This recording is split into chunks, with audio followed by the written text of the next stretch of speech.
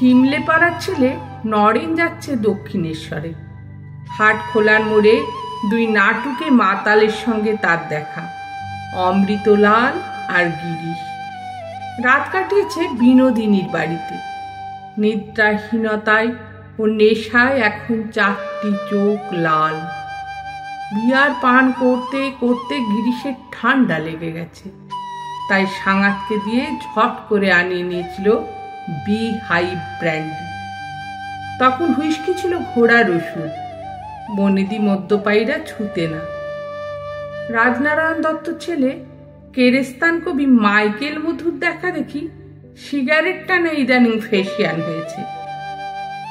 অমৃতলালের মুখে সেই আগুন, গিরিশের ঠোঁটে পান। নরেনকে দেখে হই হই করে উঠল দুজন।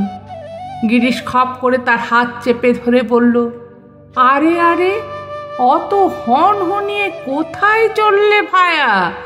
ডুমুরের ফুলটি হয়েছ, দেখাই পায় না।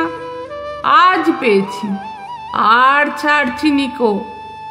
চলো যাই, বিনির বাড়িতে ফিরি, তোমার গান শুনব।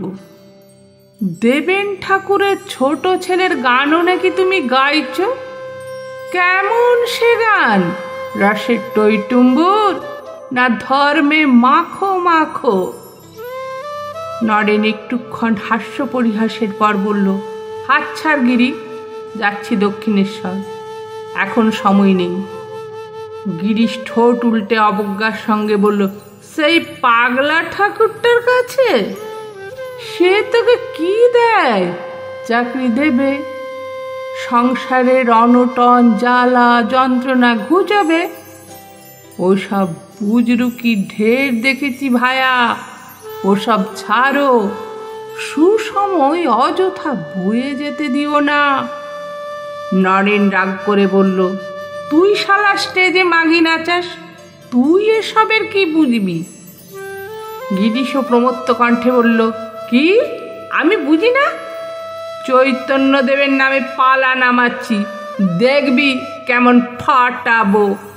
ভক্তির বন্যা বইবে, অডিয়েন্স কান্নার সমুদ্রে ভাসবে। চল মহলা দেখবি, আজই তোকে আমরা চাই। নরেন বলল, তুই চল দক্ষিণেশ্বর, তোকেও আমরা চাই। গিরিশ নরেনকে টানছে বিনোদিনীর দিকে, মঞ্চের ফুটলাইটের দিকে।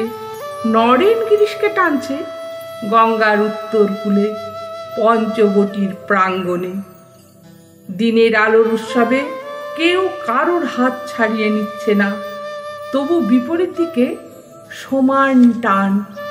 হঠাৎ গজিয়ে ওঠা নগর কলকাতা একাগ্র হয়ে দেখছে এই দৃশ্য। একদিকে মোহময় প্রমোদ, অন্যদিকে রসে বসে মুক্তি।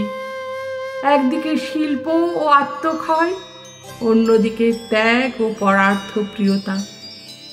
খুবই মৃদু ও অসম্ভব জোরালো এই পারস্পরিক আকর্ষণ। কেউ জিতবে না, কেউ হারবে না।